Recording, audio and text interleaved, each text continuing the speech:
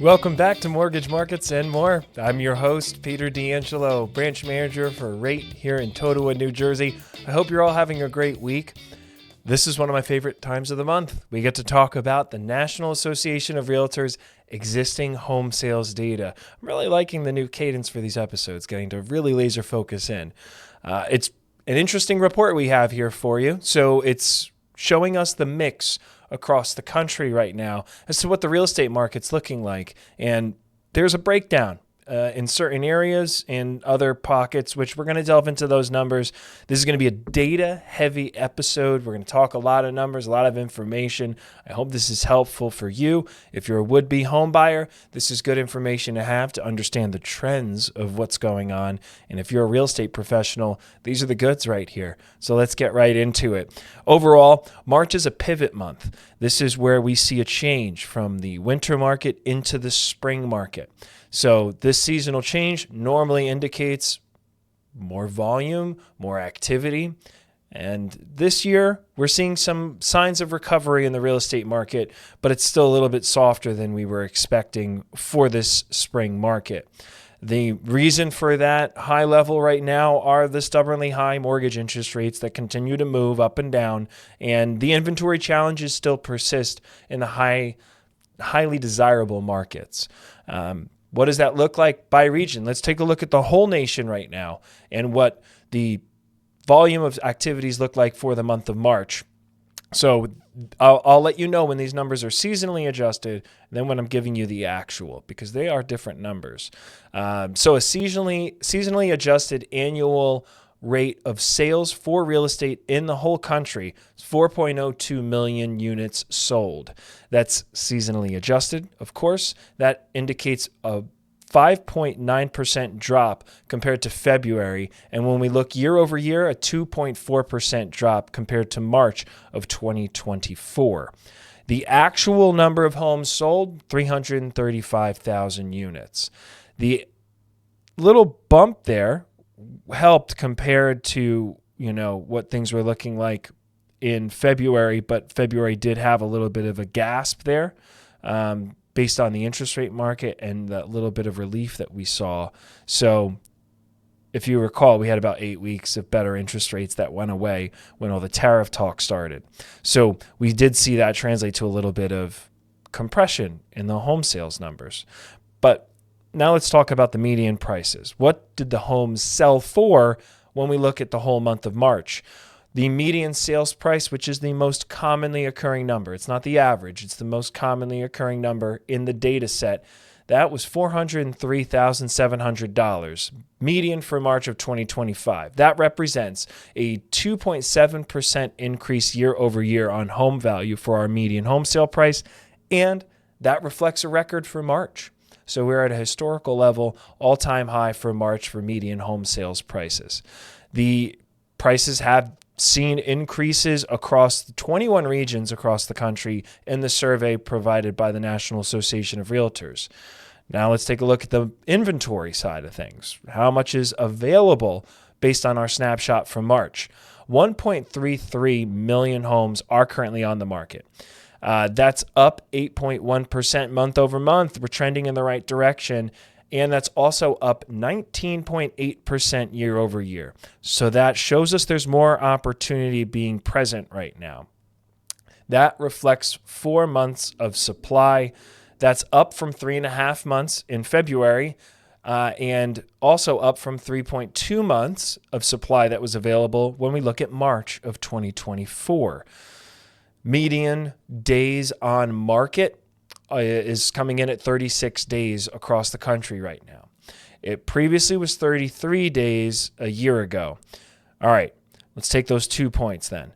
Months of supply increasing 4 months. That's good. That's letting us know there's more opportunity available across the nation. Days on market, that increasing from 33 to 36 days when we look year over year. That's also showing us a little bit of softening. When I say softening, it just means we may be returning to a little bit more of a balanced market. This should not be taken as a bellwether of there being a compression in the real estate market or home values are going down. That's obviously not the case. We just set an all-time record for March. But what this does show us is that maybe we are getting a little bit further away from the absolutely bonkers and crazy, super competitive market that we've known for quite a bit here over the past couple years. Let's look at the buyer composition. Who was buying in March? Well, our first-time home buyers take 32% of those sales. Cash buyers came in at 26% of the sales. That's down from 28%. And then distressed sales. So these are properties that are short sales, foreclosures, pre-foreclosure. That comprise 3% of the market. That's stable, and that's still remaining low. So no cracks are showing right now by way of distressed sales. Let's zoom in now on particular regions. We're going to start off in my home region of the Northeast. That the sales volume from an seasonally adjusted perspective came in at 490,000 units sold. That is a compression of 2%. So 2% down month over month on those sales, and that is flat year over year compared to last year. And the median home sales price in the Northeast region is currently $468,000. That's up 7.7% year over year, and that is the strongest year over year price gain across the nation. So in the Northeast, we remain the outlier here. In the Midwest, sales were at 950,000 units sold, seasonally adjusted. That's also down 5% month over month and down 3.1% year over year. Median sales price there in the Midwest, $302,100, and that is up 3.5% year over year. So even some price gains there with the higher sales volume and activity. In the South, seasonally adjusted sales came in at 1.81 million units sold. That's down 5.7% month over month, also down 4.2% year over year. And the median sales price there was $360,400. That reflects a 0.6% year over year growth, which is the weakest nationally. If we recall last episode, we were talking about South Carolina and Florida a little bit in those markets. That's where I do some business. I'm seeing that there. You can place offers. You can negotiate. You can be bidding under ask. Homes are sitting on the market for longer. I had a client and a family that I've been helping out over the past month or two. They finally got a contract accepted on their home that they're selling in Florida, but it definitely did not sell as quickly as they would have hoped for, and they did have to reduce their price. So that is something that's commonly happening in that South region in the U.S. Now, if we go out west, we saw 770,000 units sold, seasonally adjusted, which reflects a 9.4% month over month reduction and a 1.3% year over year increase. A little bit of a mix there. Overall, that median sales price in the West, $621,200. That reflects 2.6% year over year price appreciation. And that's the only region with year over year sales growth. As we surveyed everything else, we saw a compression across all the other regions.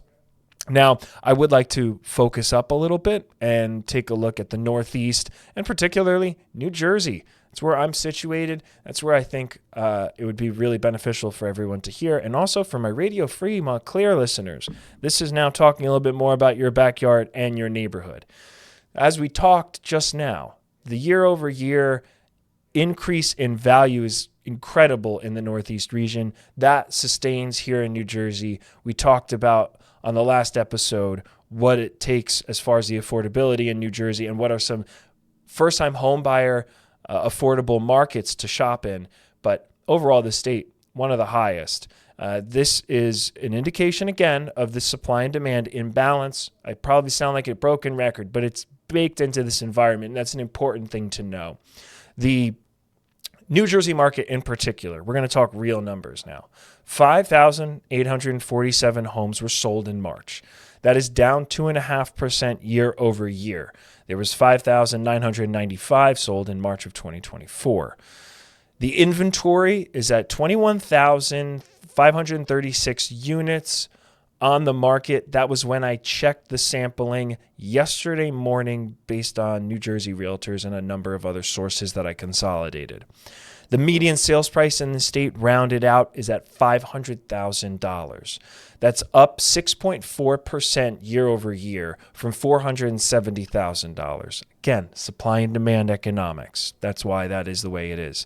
Homes are selling for over ask, and when we look at the whole state, on average, the list price, or rather the sales price compared to the list price, is around 101.4%. So factoring in the average across the state, around 1.5% over list price is about what the homes are going for right now.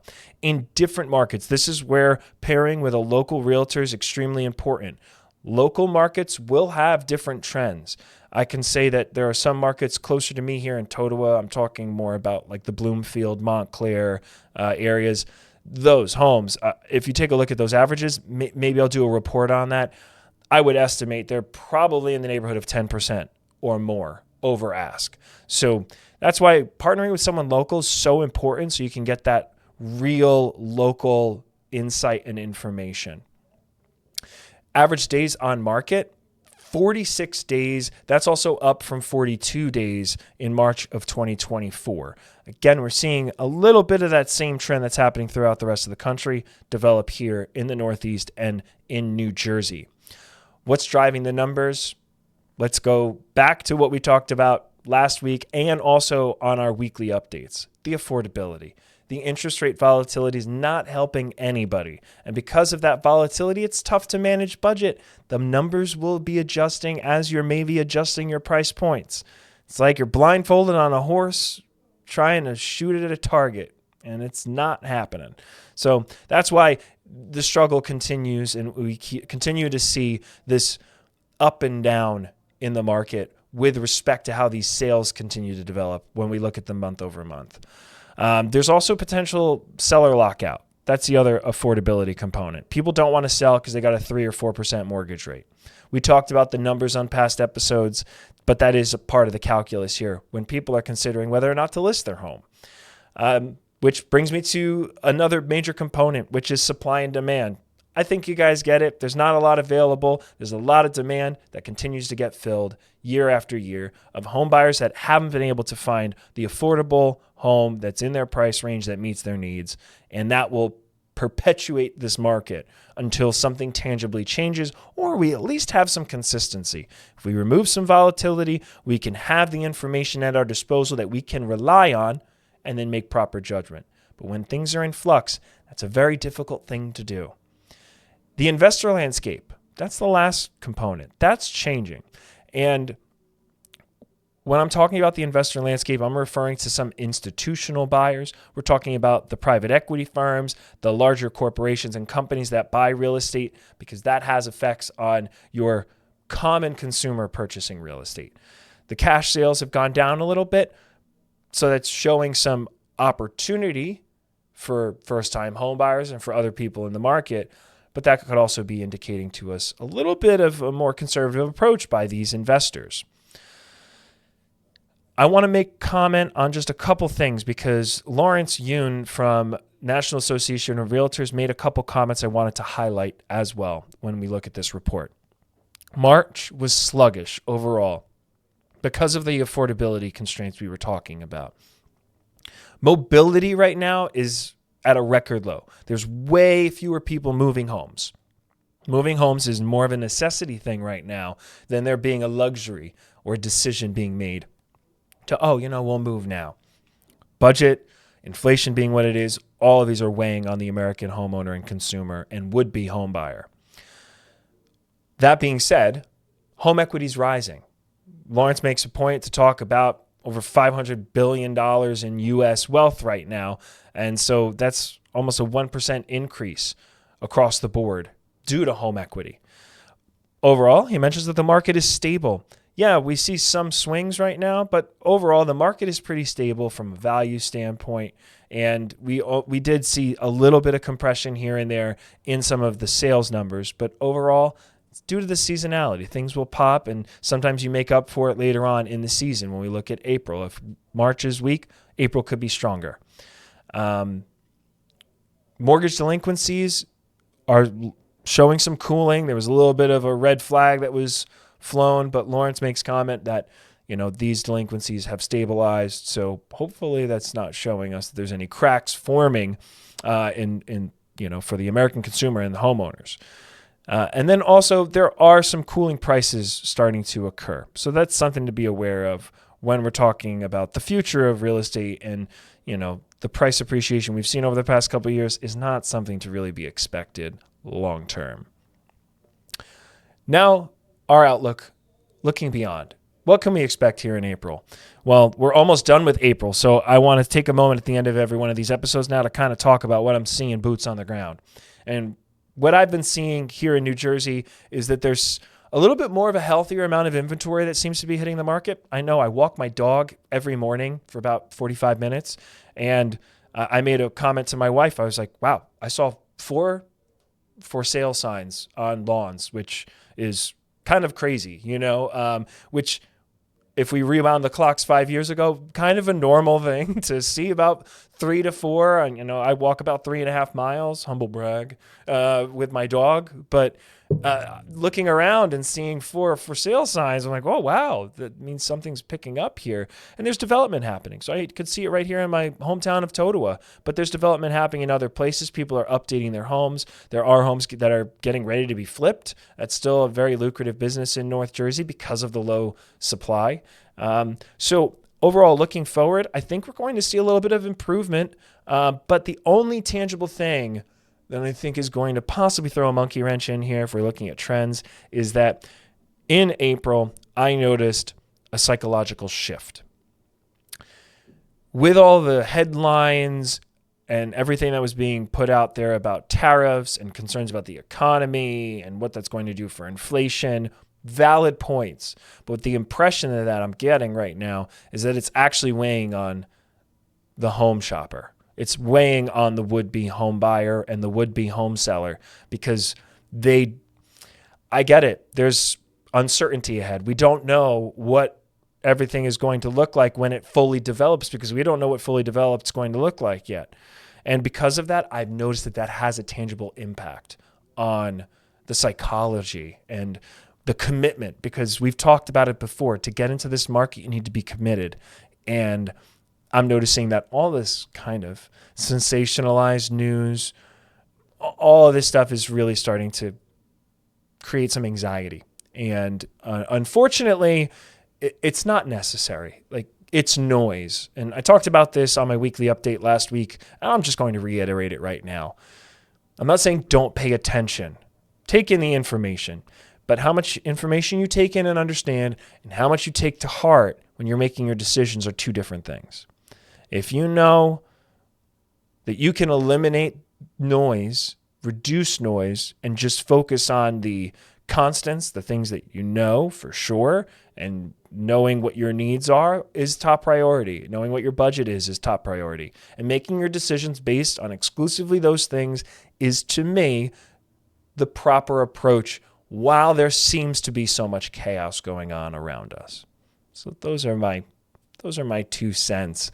I hope you found this information helpful and useful. I'm excited for our next episode later on this week. If you have any questions, please reach out to me. You can reach me via email at peter.d'angelo@rate.com. Follow me on socials. My socials are all linked in the episode description. And I'm going to ask today, share the episode with somebody who would be benefiting from getting this information about real estate, about mortgages, and about the market. And I'm also here to help. So please reach out. Those are my 2 asks today. Share the show with somebody that could benefit, and please reach out to me. I'd love to hear more from you and trying to align this episode, this podcast, everything that I produce to what's going to be highest and best use and value for you. In the meantime, I hope you all have a great week and take good care.